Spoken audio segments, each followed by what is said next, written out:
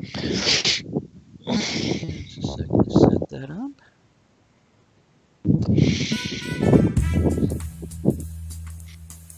Welcome to Talk of the Tavern.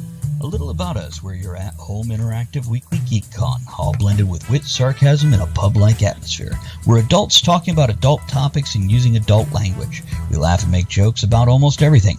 We don't intend to upset, but some folks have their feelings hurt easily. This is all done in humor in the style of the great offenders such as George Carlin, Red Fox, Lenny Bruce, Richard Pryor, Robin Williams, Wanda Sykes, Sam Kinison, George Lopez, Lisa Lampanelli, Chris Rock, and others.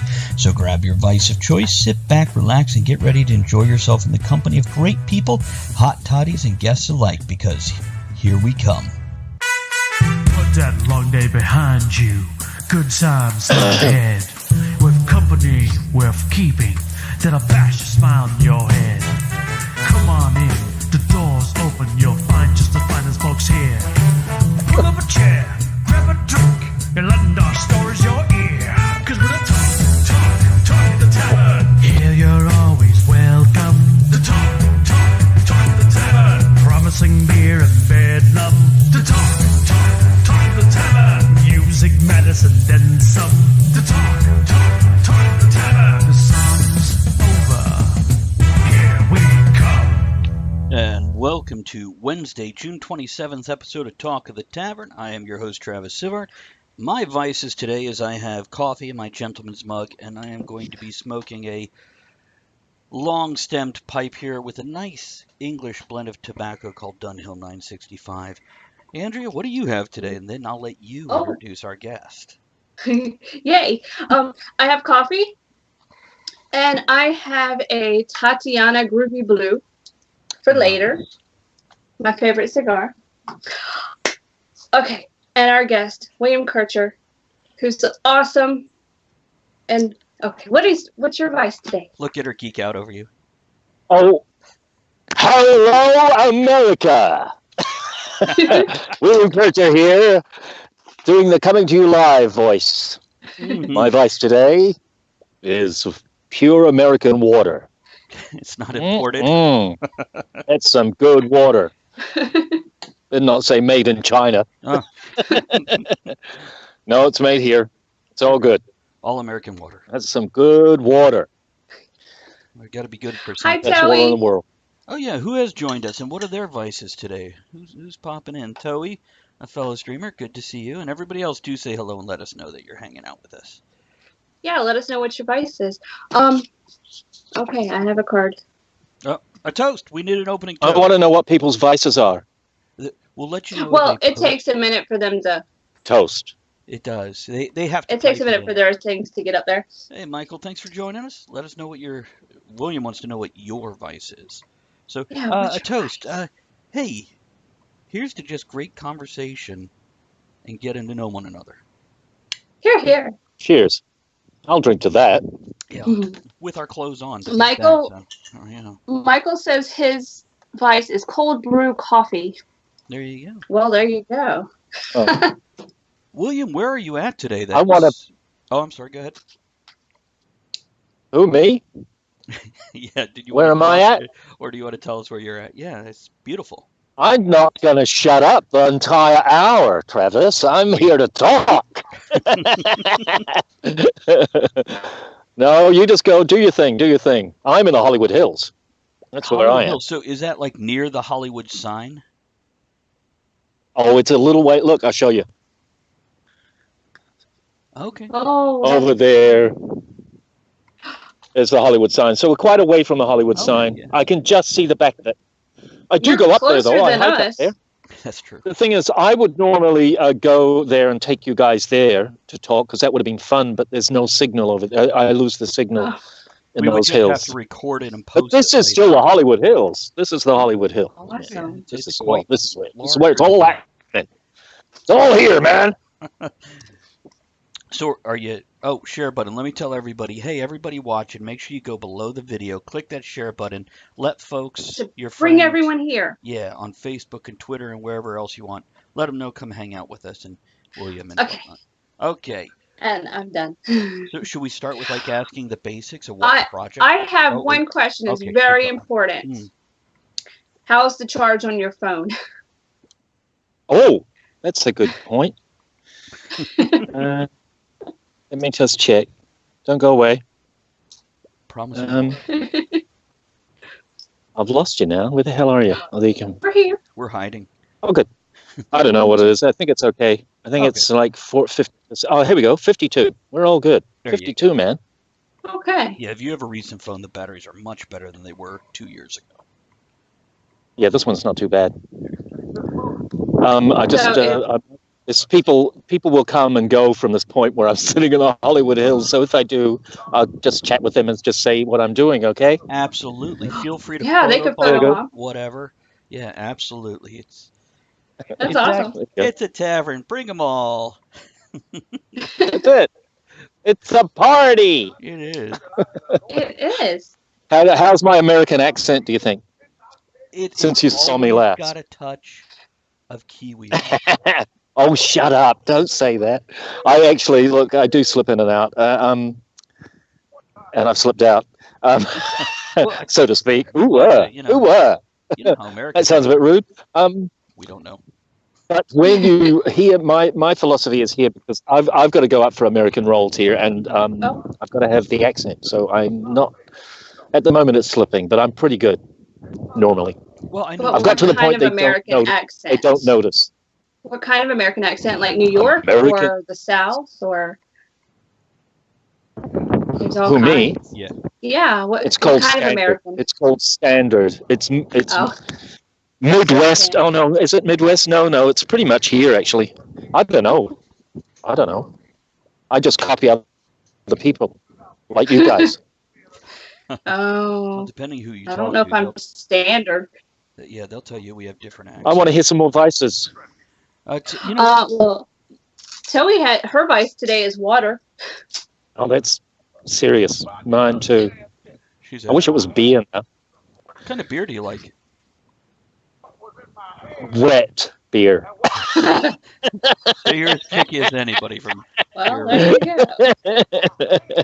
I like stouts and heavy ales. I thought you might. You've got that look about you. I know I should be more into beefy beers, but I kind of like lighter beers. And I like a beer when I deserve it. It's the best thing in the world when you feel like you've done something to deserve to guzzle down a beer. Really, any vice, if you get it when you deserve it, it means more than just I have something I can never put down type thing. Zoe said she had excellent sake last night, but she doesn't remember what the bottle said. Well, if you drink enough of it, you won't know what the bottle said. Oh, sake. Yeah. I've got some of that at home. Do you? My daughter gave it to me. Oh, nice. Yeah, I haven't tried it yet. So how old are you? Is it sweet? Now? It depends on the sake. Generally, it's pretty clean and crisp and flavorless as far as I recall. Andrew, what were you going How old am I, kid? Yeah. Don't ask me that. Okay, well, I know you have 4, and if one's buying the alcohol, obviously. Some are grown up. Some are grown up. Some are still and left home, and one is still at home. That's all I was asking. Yeah, I don't know exact ages or anything like that. Just I have a teenager. So do you live in California now? Yeah, pretty much. Okay. I go back to New Zealand about every 3 months. But I've been living here, and I've been very fortunate because I've been had a nice place in Beverly Hills. Looking for a place now, actually, because I've got to move on. But I've really enjoyed it, learning what it's like to be here, and it's fun. So did you move here because it's easier to get acting jobs than in New Zealand, or? Yeah. Very few and far between acting jobs in New Zealand, and I could have done theatre, and I do love theatre every now and then, but I just after doing The Hobbit, it's such a big job that I wanted to kind of build on that. And you only get so many chances in life, and I'm sure all your listeners, watchers, all of us will understand that in life. And so I decided to capitalize on that chance and come here where the action is. There you This is Hollywood, California. How did your stage time as Sherlock go for you? How was that? Oh, Travis, I'm so pleased you asked me that. I've loved it. I want to do it here, actually, because it's a great version. It's a really fun version of The Hound of the Baskervilles. So it's four male actors. And you play, they're all Dr. Watson. So it sounds crazy, but they're all kind of start as Dr. Watson, but then they split off and you play the main character like there's a proper Dr. Watson. It's just a style. And also you play the female characters as well. Okay. So my main role was Sherlock all the way through, and it just plays just like a Sherlock, good old-fashioned Sherlock Holmes mystery. I do love them. But it just is it's a fun style of presenting it, and also it included a lot of we used a lot smoke and screens and a lot of imagery, computer generated imagery in the theater, which was fun. Yeah. Oh, for the Hound, of course. Of course. Yeah, it was fun. It was a great fun. And also, the best thing about it of anything was it sharpened me up before I got here, because I did it just before I came here. I hadn't done theatre for a long, long, long time, and it was just what I needed, you know? To bring you into focus. So there you go. That's, Yeah, just sort of get back to basics, basically. well, I know you've done some stage acting, and in films, are there any other roles you're looking to do later, like directing or writing, anything like that? That's funny you should say. That's funny you should say that, because I have directed on and off, and I just directed a play here about 2-3 months ago. Mm-hmm. And it was fun, and I really enjoyed getting out the old directing chops. But I am here to act. That's my principal thing, so I can't lose focus. But I am interested in directing because I enjoy working with actors. I really enjoy that process, and I enjoy the process of having a vision and driving towards it, and choreographing. I really enjoy the choreography of a play, because where people move and the shapes they make, and it's from training when I was young, from working in big theatre. I won't go on and on and on. Oh, you can. But it is an interesting fact. It's an interesting fact. I worked in big theatres when I was young. I did a lot of theatre when I was young. For 20 years, I did about 100 plays. It was a different. Oh, wow. There's a reason. Nice. In those days, in New Zealand, the government funded what they called community theatres, and they were in the smaller towns as well. And you got paid, and you would go on year-long contracts. And it was an amazing grounding for an actor. And so anyway, we're just cutting to the chase. It's fun choreographing a group of actors in a space, you know, and putting them in the right places and making sure they look right. Now, earlier... did you freeze up? Okay, you're back. There we go. Okay, we're good. Come back. So earlier we mentioned music and your singing. We're all good. You see me? Yes, look beautiful. You're lovely, darling. We're ready for your close-up. We still got you. Can you hear us? Okay. Yeah, I got you. Okay. Okay. So earlier we mentioned singing, and you just started singing also. So do you have a love for singing? How about a musical? Any thoughts on that? Yes, I'd love to do a musical. I'm not really an opera singer. I'm more like belt out. I'm more of a crooner kind of guy. But I did enjoy singing. For 9 years, we had a group called the California Dreamers, which was a 60s tribute act. It was really popular and did wineries and festivals in New Zealand, you know, and we gigged all the time, actually. And that was an interesting experience, and my wife was in that also. She is a fabulous singer, and she kind of taught me kicking and screaming, dragged me into a singing role. But it was a lot of harmonies, so it was actually really good training. So that's when I met you guys first. I'd actually, we did, in fact, it wasn't our last gig. It was one of our last gigs. It was here in Hollywood. Mm-hmm. At the Legion Hall in Hollywood for the One Ring fan site. How have Yeah, you we did. It found? was. I'm sorry. Go finish up. What's that? Go ahead and finish your No, thought. no, I'm it was sorry. just it was a six piece. It was fun. You cut in, man. So I'm Cut in. curious. A lot of actors who get into a really geeky movie like The Hobbit or whatnot, suddenly they're immersed in this geek culture, and they didn't expect the intensity or how the fans are. How have you found it? And were you a geek before, or is this kind of a new environment? Well, 15 years, but Kind of was actually, Travis. I'm glad you asked because I hadn't thought about it, but it did.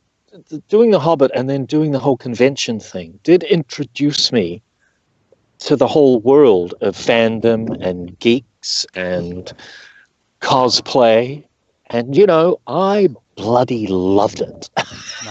I love the atmosphere of conventions of positivity and optimism, and I love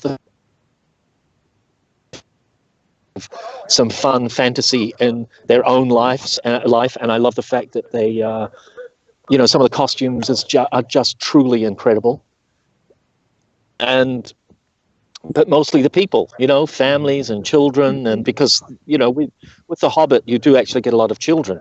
You do. Who are total fans. And I did that all around the world, and so much, and still do every now and then, and did it a lot here in America. And it, I don't know, I just came away with the feeling of how good people are, and how I really enjoy that scene. And my daughter, who's just turning 20, is a total geek and is doing animation. Oh, really? Yeah. So, awesome. What kind? Yeah, so I did. She likes 2D. That's her passion. Oh. Mm-hmm. She's halfway through her second year of doing a bachelor's. Wonderful. In animation. One of our regular Monday night co-hosts also does that. She lives in New York City, and she's an animator and a script writer. And it's just for networking purposes. I don't know. Michael has a question. He says, have you kept any souvenirs from the plays or movies you've acted in? Always keep something. Sometimes it's just a pair of boots. Like if you play a cop, they have great boots. Ah. Look, I want to talk about the lake. Okay. Oh, please do. I don't know if anybody heard me. Because hotspot. The lake. It's a short film, and we got to see it. Oh my goodness. It was just, there's so much emotion in it. It messed me up a little bit.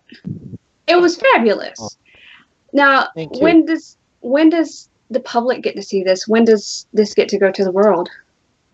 That it's just going to, you are among the first people to have seen it.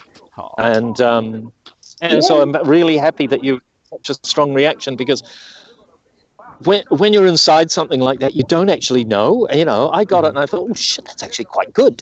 Yeah. But then you think, oh, it may be just me. I'm glad you liked it. I think so anyway, it's just hitting the market, and it's being marketed to festivals, and I am waiting with bated breath that it will get picked up. It's good on that, and I hope so. I found you connect with it emotionally very quickly, and it intensifies. Now, for our viewers, it's only a 12-minute film, but to give that much in 12 minutes and still leave you thinking about it, wondering at the end of it, that's an achievement. It's a strong piece, isn't it? It goes to places where, it's a pretty dangerous, emotionally dangerous film. Mm-hmm. In fact, I've just thought of that. That's a really good way of describing it. Write that down. It's emotionally dangerous. Write that down, everybody. So anyway, people will see it. Don't worry. We'll stay in touch, and as soon as things happen, I'll let you guys know. But I'm glad. The director, Simon Stewry, his name is, he's a really successful commercial director. And this is his kind of like one of his sort of breakout pieces. He would only film for like 2 or 3 hours a day, and we were all kind of like waiting around all day, the crew, and thinking, what the hell is going on? And getting frustrated. But he would not roll the cameras until the light was just in the right place, and they would only capture that time when the light had that dull gray to it, and light coming through the tree, using the natural light. He did a fucking great job. Yeah. Excuse my friend. No, you're fine. Oh, it's an adult show. I can say No. that. Can I say that? Yeah, you can. Yeah, you can say it. You say pretty much anything. Yeah, the lighting. I think if it was bright and sunny or something else, it wouldn't have given the same reaction, I guess. But oh my god, yes. Yeah, it has a kind of steel gray kind of steel thing going down, doesn't it? You know, it's Yeah. It's a little cold. Anyway, let's not talk too much, because foggy. Yeah, we don't want to spoil it'd be frustrating for people who haven't seen it to hear us talk about it. I do hope anybody who's watching gets to see it, and also the Axiom. Yes. The Axiom. And by the way, And, one of my buddies popped in. Funky Punk says, "Fucking foul mouth French." That's right.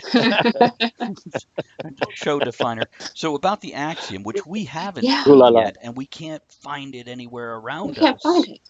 No, it's because it hasn't been released yet properly. It's Oh, then that's why. being picked up. It's being picked up by a major boutique. It's a boutique sales agency, but they're pretty sharp in the genre, called Devilworks, and they're European. They're based in Europe, but they work all around the world.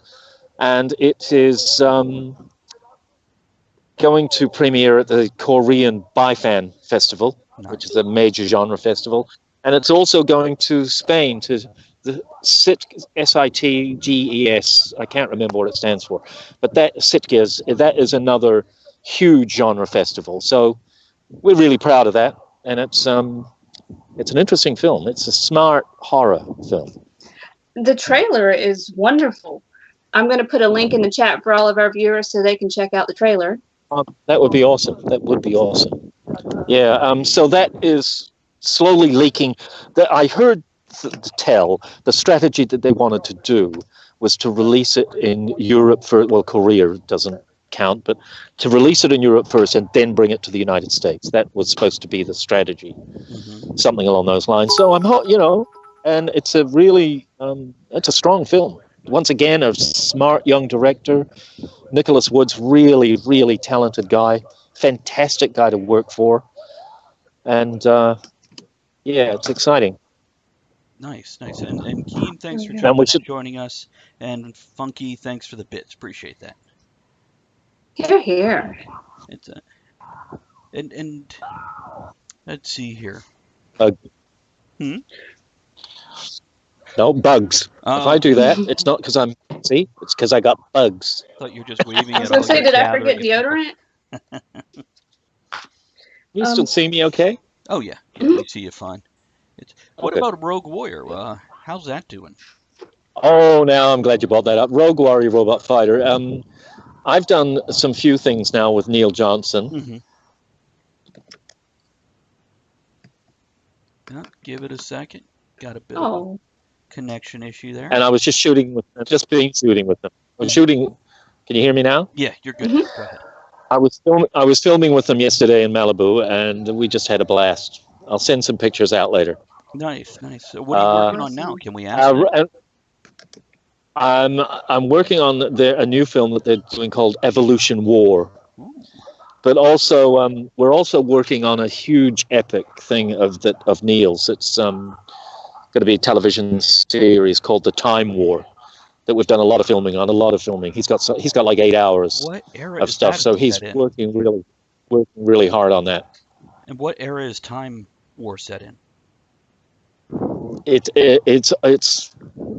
about, it travels through time. It's an epic Nazi time traveling. We have a large huge deal. We have a large steampunk following. So, and that's why I'm asking, because of course time travel and steampunk go hand in hand. If you're familiar with steampunk at all. Well, I tell you what, I will talk to Tracy and I will talk to Neil about the impossibility of maybe coming on your show. Absolutely. Because it is perfect. It's the perfect marriage. Beautiful. Or separately, because Tracy, they're both business people in their own right. That's true. But they don't generally go do interviews as a couple necessarily, but they if you want to talk to them, because they'll have some great stories to tell. And Rogue Warrior was an amazing, it's a little film, but they worked so hard on it, and then it ended up getting a Sony distribution deal, which is just pretty much the best thing that you can possibly get out of an independent science fiction film. Yeah. So Sony picked that film up. Now, I've only seen the trailer because we haven't been able to find it locally yet. But I tell you what, the special effects look really good. They look very clean and crisp.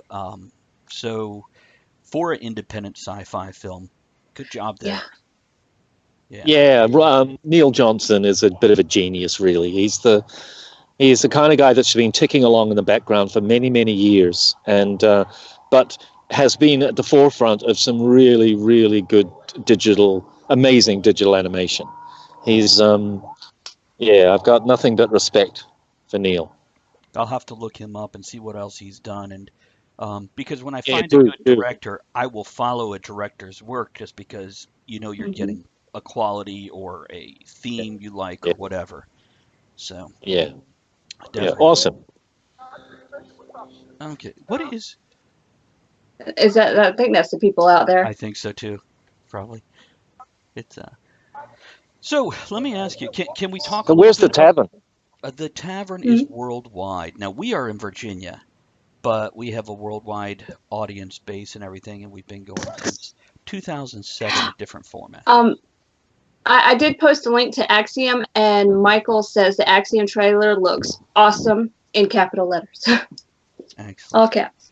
Oh, how sweet. Thank you so much. So I know you're probably tired of talking about The Hobbit, but can we talk about that just for a few minutes? Oh, I remember. Oh, The Hobbit. I remember that. Yeah, let's. It's a little-known film, but we'd like to discuss a little. Some people heard of it. Probably. So. Yes. Now, that's, of course, the I guess, largest known production you've done. Just guessing. So who was a couple of your favorite people to work with on that film? Repeat that, because Who were a couple of your favorite people to work with on that film? Oh, it's hard to pick two. I mean, one of the best memories I have, I mean, there's so many memories, and so many good ones, and bad ones, but 99.9% good ones, was just the absolute joy of working with people and seeing people work up close and with them, like Martin Freeman and Ian McKellen, Richard Armitage, and because there were lots of favorite people to work with on a sort of just a day-to-day basis. Right. But just in terms of the opportunity to work with such amazing actors up close and learn from them was amazing. So what kind of? Because I got a lot of experience in the business. I've been in the business for a long time, and I've had times when I've had fame before in my past, and then disappeared, because sometimes it works like that. I mean, It just is,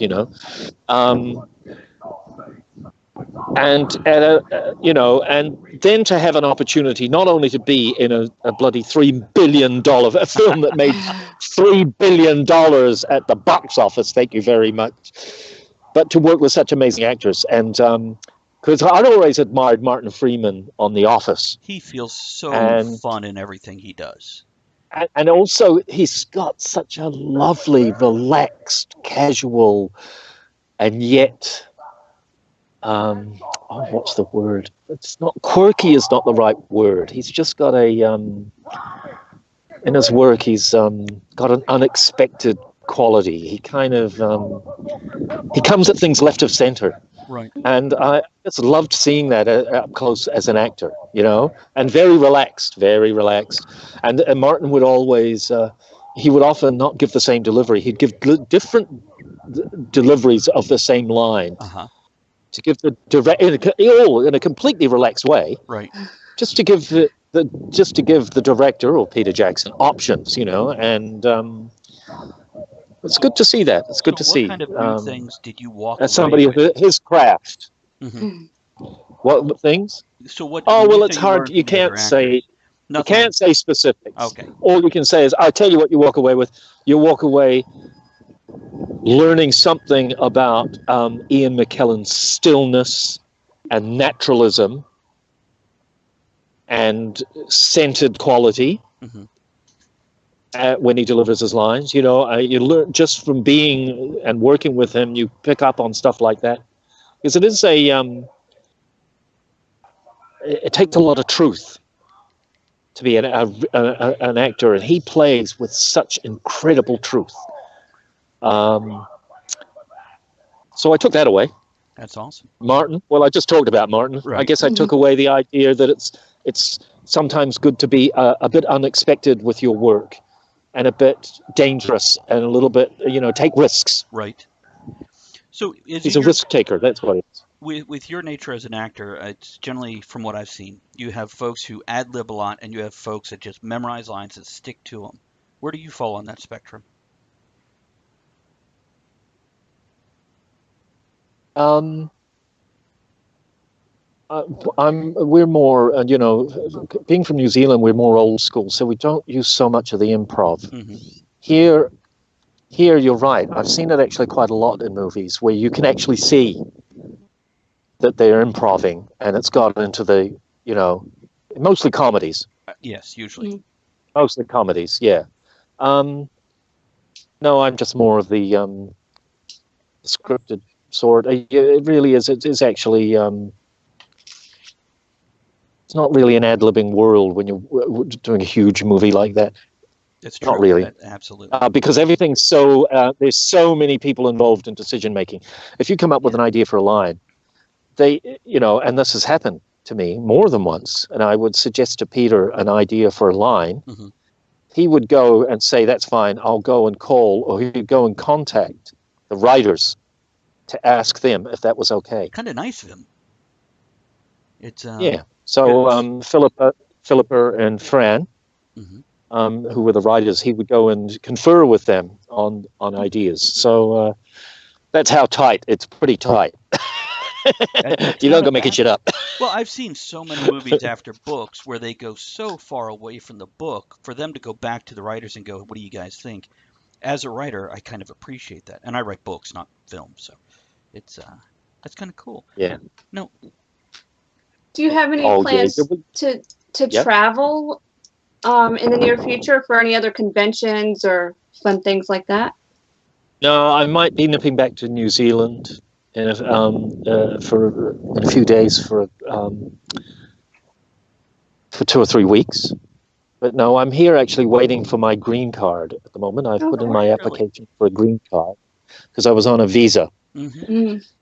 And strangely enough, a lot of the studios now, some of the studios, I've got to be careful what I say, don't accept the visa that I had, O1.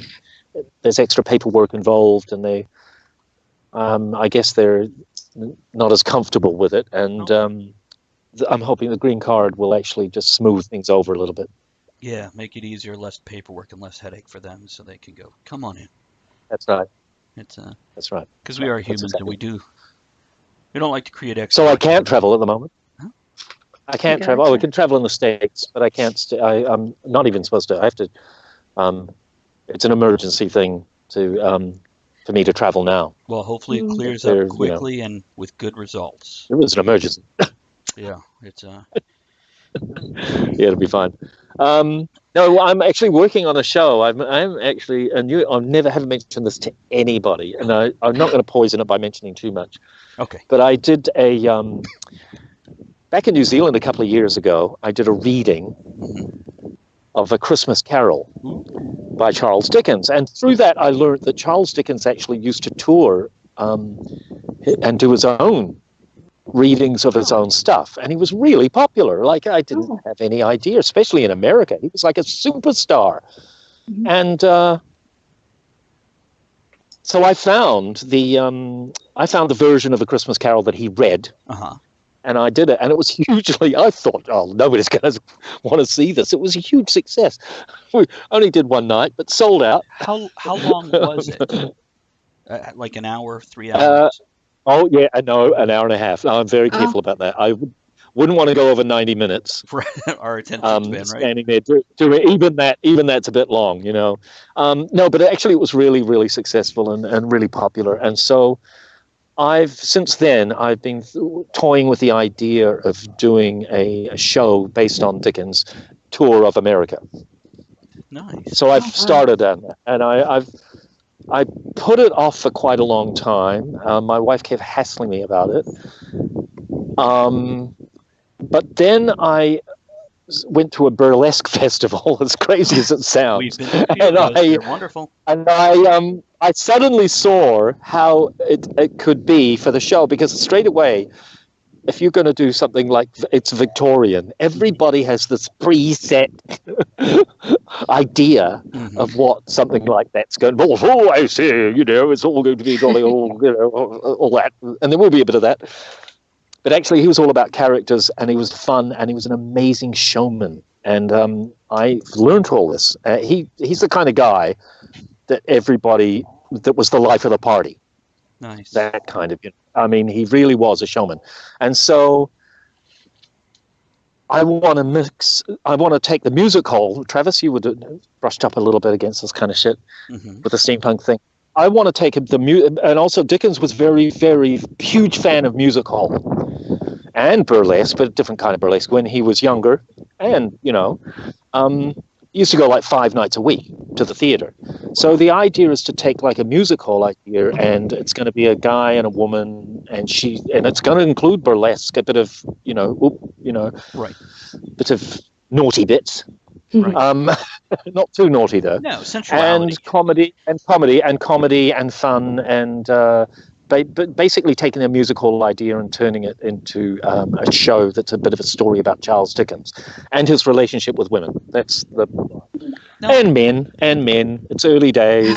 There you go. So I've been working on that hard out for the last couple of weeks, and I work on it all the time because I think it's a great idea. Now, here's something I'm going to do, and perhaps I should tell you this behind, but come later this year. Hi, Elizabeth. Sorry, guys. I was doing an interview. It's come maybe December. I think I'm trying to drop you an email, and if you have an hour and a half, maybe you can come on and do your Christmas Carol. Was it a one-man show? Yeah, that's a one-man show, and I added some bits and changed it around a little bit, but it was pretty much what he did. Well, maybe I'll see if you can come on and do it. Yeah, the fun of it is the characters. It's not it's because he invented crazy ass characters, and that Christmas Carol is filled with such colorful people and such a joy of Christmas. It helped invent Christmas, the Christmas Carol. Yes. Yeah. It really did. It really created a spirit of Christmas. And my God, has it been recreated and recreated and recreated and recreated that story. I feel like you'd get along well with Patrick Stewart. Oh, I'd love to get along with it. Yeah, I know. I've never met Patrick Stewart. Met Patrick. He's a good friend of Ian McKellen's, of course. He is, yes, from what I've seen online and whatnot. It's they pal around quite a bit and have a good time together. And I love their tongue-in-cheek humor. Just of a single photo of the two of them together doing something silly, I know. It's a wonderful thing. But is it hard to make friends in Hollywood? Like real friends as opposed to just associates? Do you find yourself having people to hang out with and become friends? I've got friends here that are mostly industry friends. Right. And a couple of Kiwi friends. I joined a theatre group and met some really amazing people and made some great connections. And that's I directed that play. So through the course of that, yes, I have met a lot of American friends. I've kind of purposefully steered clear of the whole Kiwis in Los Angeles thing because it's a bit of a deal here. Only because I'm here to immerse myself in the culture here, not necessarily to refine my roots in New Zealand. I don't have a problem with New Zealand. It's all good. And And also the other point, and I'm so boring, is that I've not concentrated a lot on socializing. I actually really am here to work. And so I actually, most of my, in fact, all my relationships around work, around trying, either working towards achieving things or, working on group projects or filming. So that's good. I've just heard from, people that Hollywood can be very lonely. So that's why I ask. I think so. You do, it's a lonely profession. And it is important to have a support. And that's why I mentioned about that particular group.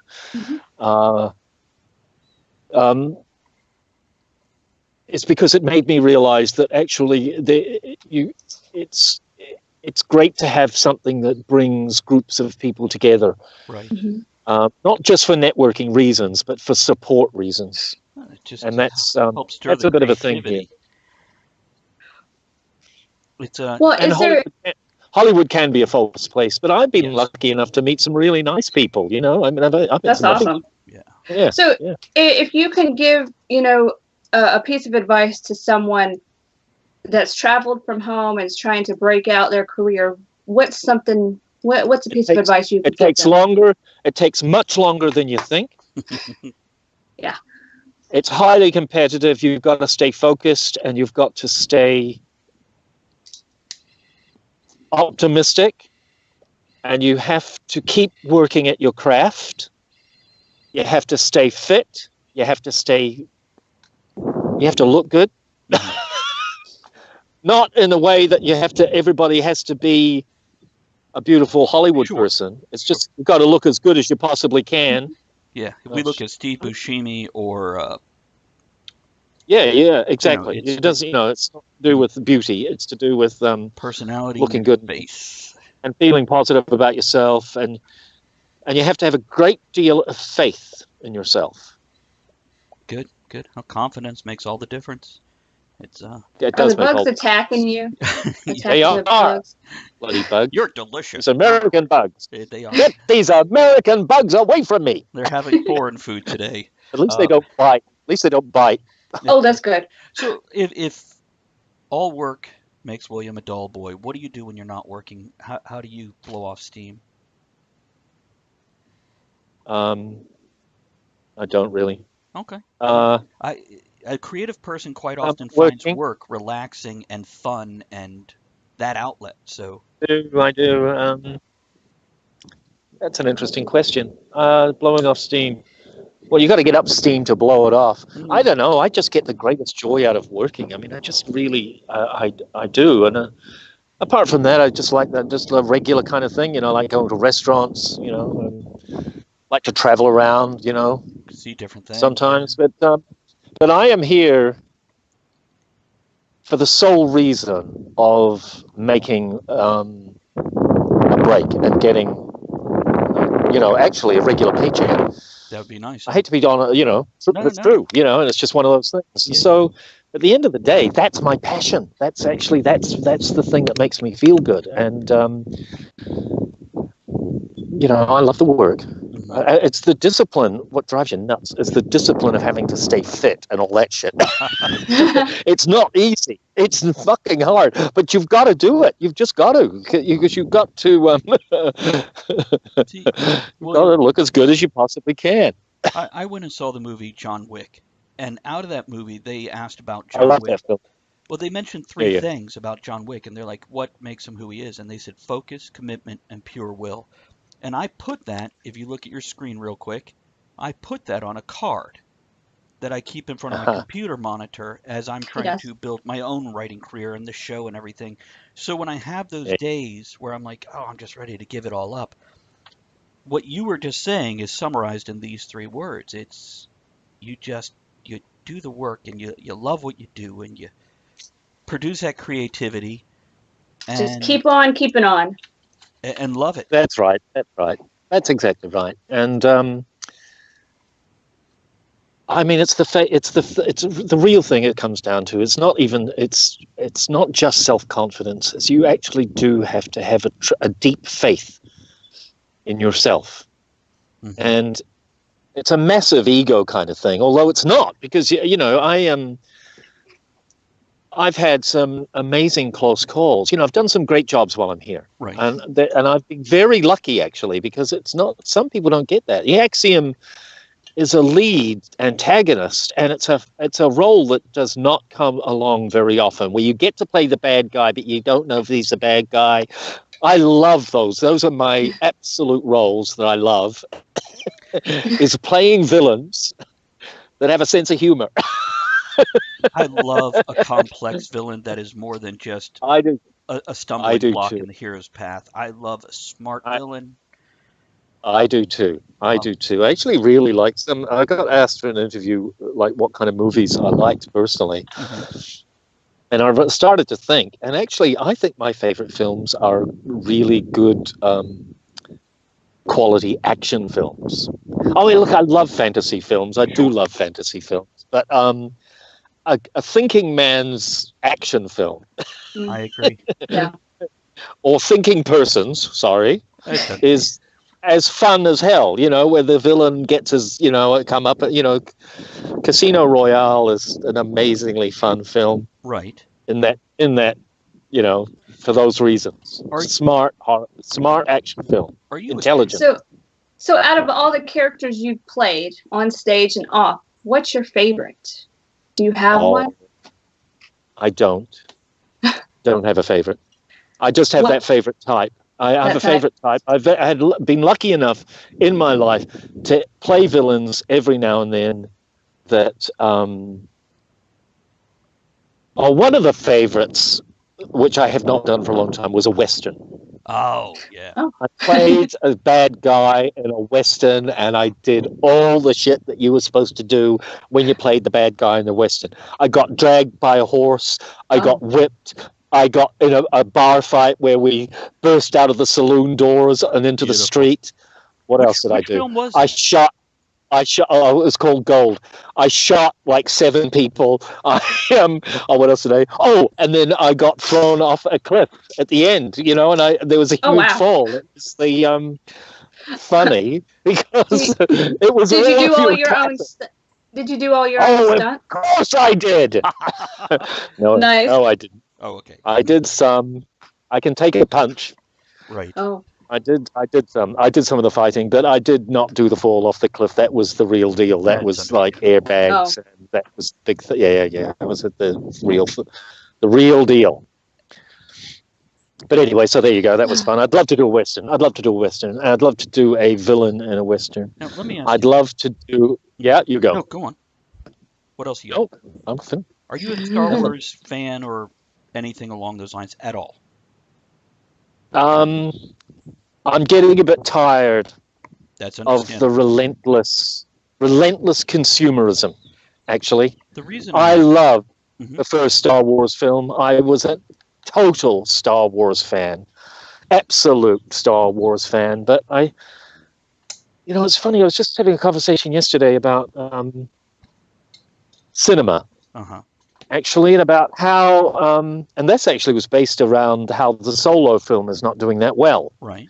And I started to think that maybe people, they're not helping here, bringing people to the cinema with this relentless superhero thing, but also the, I know what it is. That's what I was going to say. It's the franchise. The franchise thing, in my opinion, may be the thing that is killing cinema, because there's franchise after franchise. I mean, it's fucking Hotel Transylvania 3.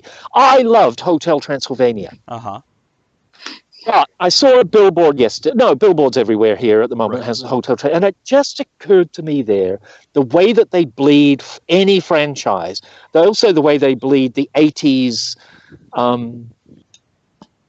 Baywatch and movie, 80s television thing, the nostalgic television. And what has happened is that those have ironed out to the point where people just can't be asked going to the cinema. Toei they're says, not buying tickets. Toei says, I think the remake addiction has killed cinema for her. Oh, thank you. That's my point. And look, what's her name? Her name is Wynn. Wynn Mercer. Her name is Wynn. Wynn. Wynn. You're right. I agree. I think that it's sad because instead of big, beautiful, epic films that are new, everything is a remake or everything is a spin-off. And, the superhero thing's just gone fucking nuts here. And they're good films. There's nothing wrong with them. It's just that's not... It's only feeding... Yes, and it's feeding to only one sector of an audience. Maybe that sector's not the sector that has money to go and find a park. Go to the cinema anyway. I don't know. The boutique thing hit New Zealand quite well with the cinemas. Did you guys did that happen here?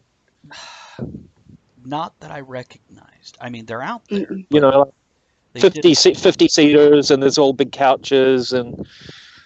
Oh, so like cinema cafe type thing. Yeah, do they sell food there? It's a cinema. It's just in a mini. Yeah. It's a small version. It's like boutique cinema. It's and it's more like a lounge experience. Although there's still maybe. Well, let me just think. There's still probably 50, 70 people in the cinema. Anyway, listen. We like to go to the drive-in. We do have a drive-in. Oh, I've never done that. That's hilarious. The reason I asked about Star Wars is in Star Wars Rebels, the animated series. They have a character in the latest season that came from the books in the 80s that they brought back into this series. And he is such a smart, calm, intelligent villain.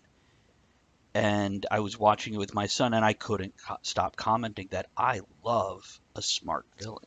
And that's why I brought Star Wars up at all, is because there's one great example of a villain well done who has a plan and a backup plan. Instead of just reacting, he's proactive. And like Sam Jackson in The Kingsman, that character had I love that character. To his plan and a backup to that. Oh, I've got to see that again. That's the second one, right? First one. The second one I didn't appreciate as much. I'm trying to think. I loved the first one. I thought that was great. That was an intelligent action film. Yes, it was. And fun and all over the place. And with a great sense of humor and Now, I want to interrupt real quick.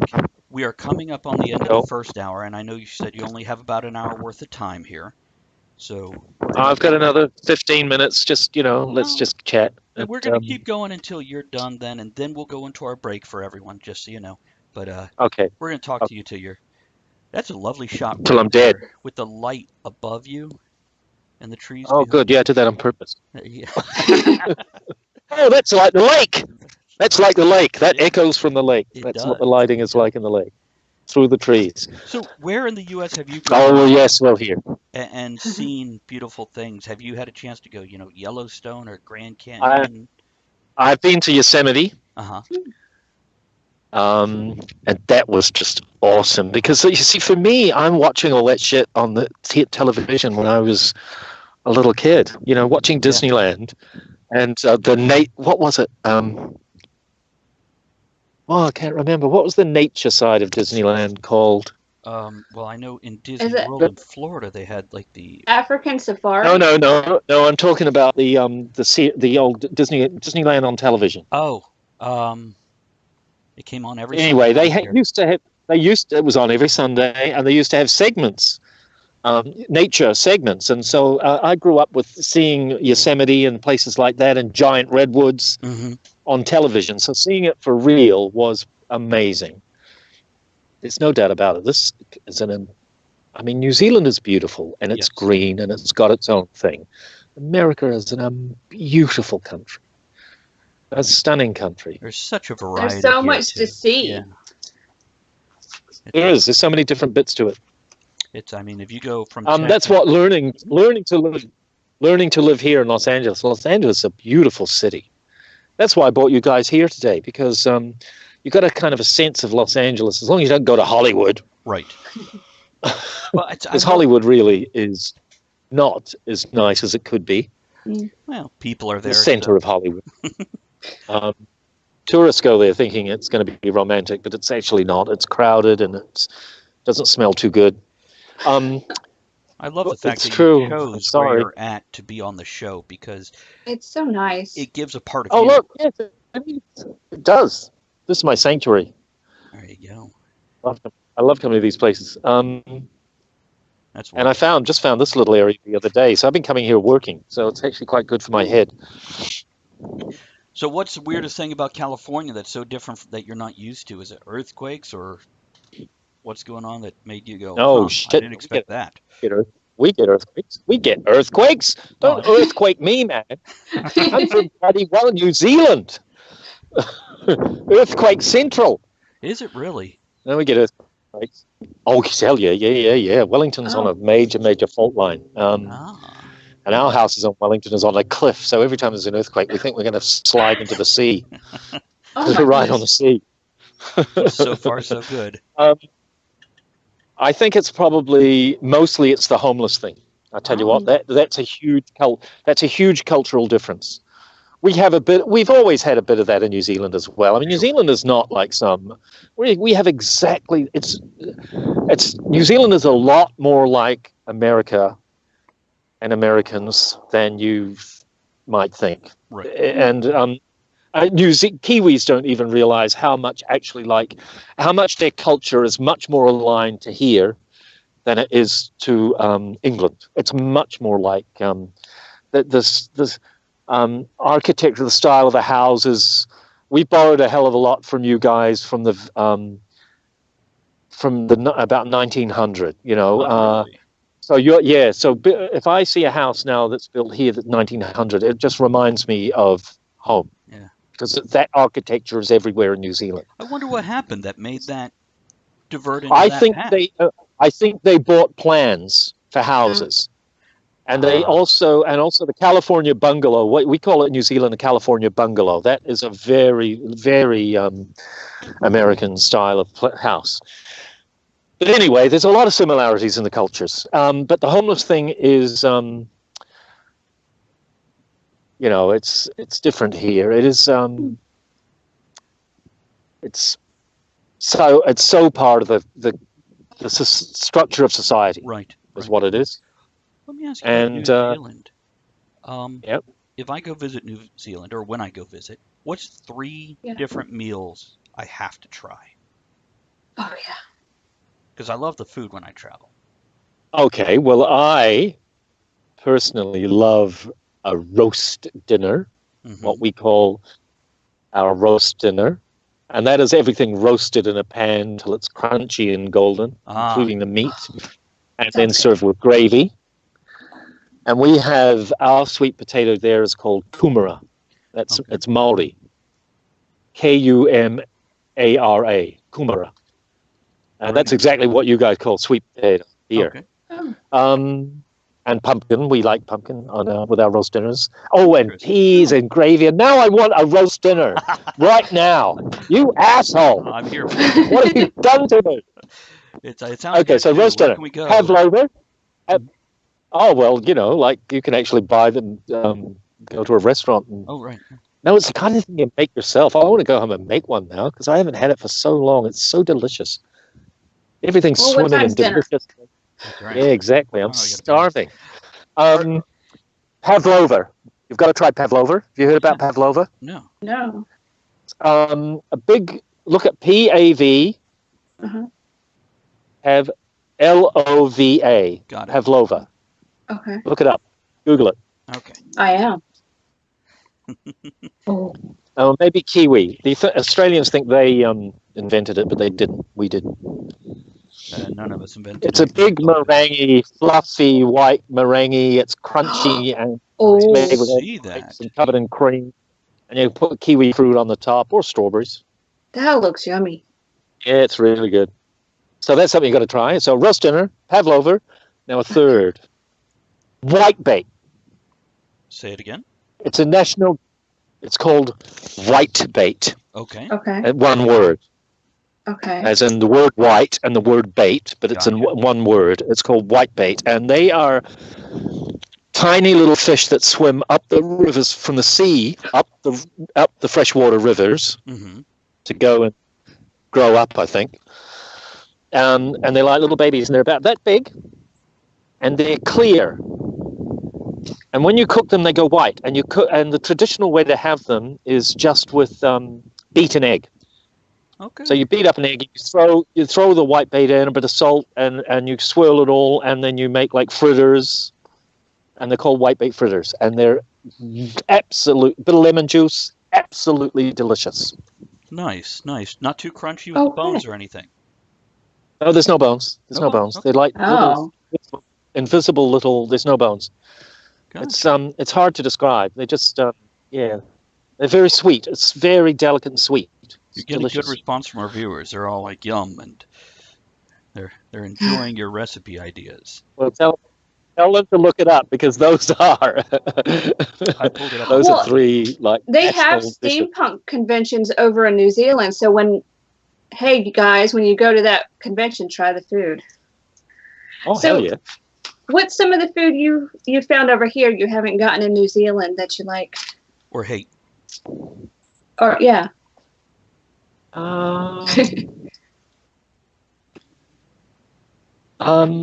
Nothing too different. That's a good question. Well, you guys do great steaks here. Oh yeah. Do good steaks in New Zealand as well, but I've had some absolutely stunning steak here. Mm-hmm. The other thing that I have in New Zealand is a pie. That's things I miss. There you go. What kind of pie? I miss a good New Zealand pie. Well, New Zealand pies are a bit of an art form. We get all sorts now, and there's competitions, but steak and cheese. Steak and cheese pie. That's something culturally you don't hear. Right. You don't get that English beautiful pie thing. Big thick golden crust, and then it's filled with rich meat and gravy. And that looks good. Yeah. They're great. I miss that. That's something else you have in New Zealand. You like to cook? I love to cook, actually. I don't do a lot of it here because it's just a circumstance, but I'm quite a good cook. Are you? What's your couple of favorite dishes to make? Roast dinner. Okay, good answer. Oh, I know. I'm gonna have to go soon, guys. Okay. But chicken and corn. I love chicken and corn, like chowder, things like that. I don't know. Actually, it's been a while since I usually just start putting something together and it turns out good. Pizza, make a damn good pizza. Oh, nice. It's something to be said. Do you roll your own dough, or you buy a pre-made dough? Pre-made dough. I do too. Too much of a pain in the ass. Okay, and you said you have to go, so let's prepare to say goodbye to you.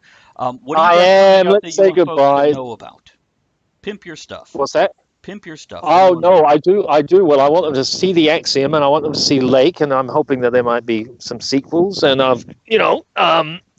and I loved when my show that I told you about comes closer to fruition. I'd love to talk to you guys about that. You're welcome. Yeah, we'd love to. We'd love to have you do a full reading of your Christmas Carol on the show. We'll just shut up and enjoy it. Or maybe would be more fun. I mean, I could do that, happily. I've still got it. Or we do snippets and have a bit of a chat and talk about. That's even better. Because the whole steampunk thing kind of does tie into the Victorian thing. Right. Mm-hmm. Right. And you've got to admit, it's a good idea. Music call, it's comedy and it's fun and it's got some singing and it's got some dancing, because that actually is exactly what Charles Dickens did. He got up and sang songs. Oh, I did not know that. Yeah, and that's the birth of vaudeville. No, you see, you don't. There's a whole lot of shit you don't know, man. Mm-hmm. I can tell you something. So, yeah, he loved vaudeville, and it influenced the fact that he then went on in his later years to write all these incredible characters. A lot of them were completely influenced by that, and I just find that fascinating. So it's a great tie-in for an entertaining show. That's awesome. We know some people that do vaudeville. We've had them on the show before, so yeah. We'll there you go. Well, it's good to talk to you. And yeah, let's do that. A cheesesteak pie sounds good. Mike says definitely want to check out Axiom. And Wynn says thank you so much for your time with us today, sharing your time with us today. So you've done well with the crowd, which you're a great guest, man. Thank you. You can come back anytime and talk about anything. Anything, nothing. All right, I will. So I will. I want to talk about. attitudes towards sex in Victorian times. That's an interesting topic. I have a No, it's just that I've been reading about it because it does affect the way they behave, and it was fascinating. I won't go into it now, but my God, we can do a show about that. We poor can do women. A whole 3 hours on that damn topic right there. So, anyhow, okay. All right. Hey, listen, I'll walk you guys to my car as I'm saying goodbye. And it was fantastic to share with you. Our co-host that we mentioned on Monday nights, who's the script writer and animator, she's watching the show right now, and she says, "Dirty Dwarf, so LA." She's in New York. So. Yeah. But yeah, walk us where you're going there. I'm a dirty dwarf. But it was great visiting with you, and I appreciate you popping in and everything. And yeah, I'll drop you an email, and then we'll get you back. We'll talk again soon, guys. Absolutely. Yeah, and everybody watching, have a lovely day. Thanks for hearing me go on and on. We'll see you next time. You have a great one. Thank you, Will. Bye. Bye-bye.